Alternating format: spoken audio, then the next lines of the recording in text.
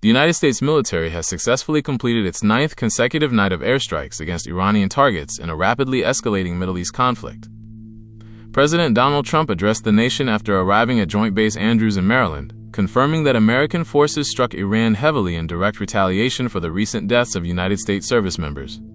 The president honored the fallen soldiers, referring to them as great patriots, and confirmed the American casualty toll in the region has reached 3, following a recent death in northern Iraq, where a service member was killed during a controlled detonation of unexploded ordnance from a downed Iranian attack drone. Trump emphasized that the United States military has severely damaged Iran's capabilities, stating that they have very little left militarily, limited mostly to a few missiles and drones. He firmly reiterated that Iran will not be permitted to obtain nuclear weapons under any circumstances. In response to the American offensive, the crisis is widening across the Persian Gulf as Iranian forces retaliate. Iran's Islamic Revolutionary Guard Corps announced today that they have directly targeted and destroyed United States military assets in Kuwait. According to statements from Iranian state media, their forces completely destroyed an American early warning radar system in a drone strike. In a separate coordinated attack, they struck an equipment and aircraft parts warehouse, along with an MQ-9 drone hangar at the Ali Al Salem Air Base, setting multiple drones on fire. The regional spillover is intensifying rapidly.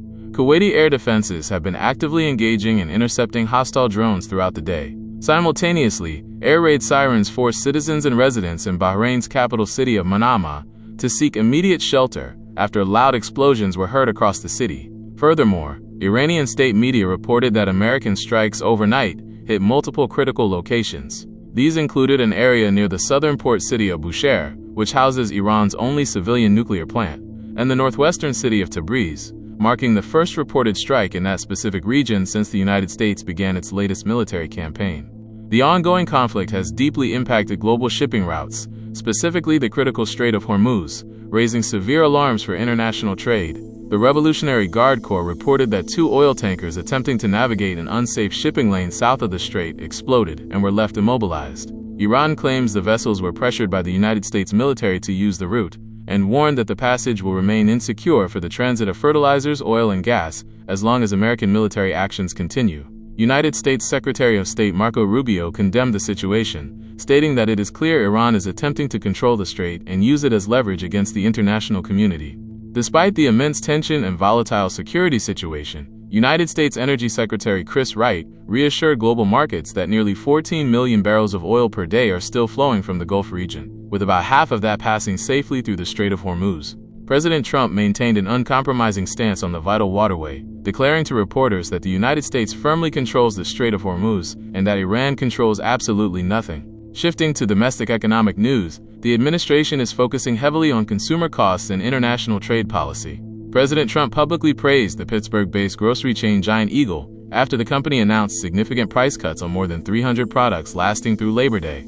The president highlighted the move as a major benefit for hardworking American families dealing with inflation and urged other corporate retailers to follow suit in reducing costs for everyday consumers, comparing the initiative to similar pricing strategies by Walmart. On the international trade front, the United States manufacturing and automotive sectors are preparing for a major policy transition that could disrupt supply chains. The president's temporary 10% global tariff is scheduled to expire on July 24th. Trade analysts anticipate that replacement tariffs ranging from 10 to 12.5% will be implemented, which could significantly impact the cost of imported automotive components.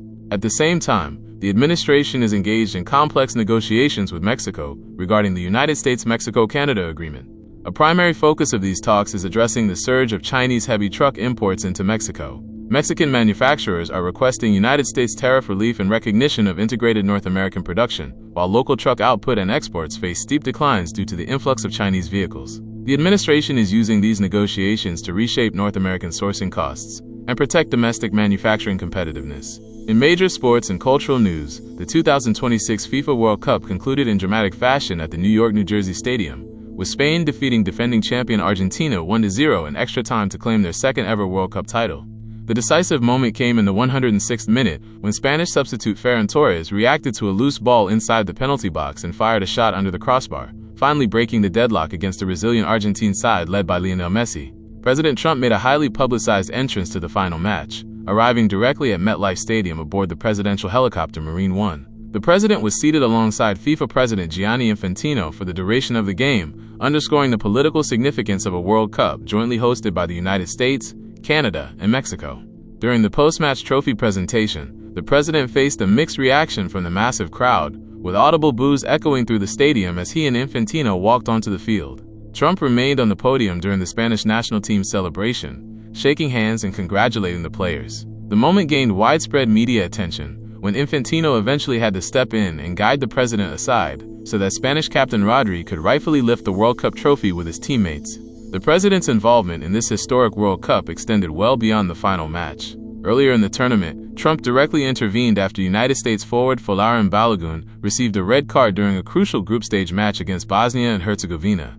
The president contacted the FIFA president to lodge a formal complaint and recommend a thorough review of the suspension. Following interventions from both the president and the United States soccer legal team, FIFA cited its disciplinary code and rescinded the red card, allowing Balogun to compete in the critical round of 16 knockout match against Belgium.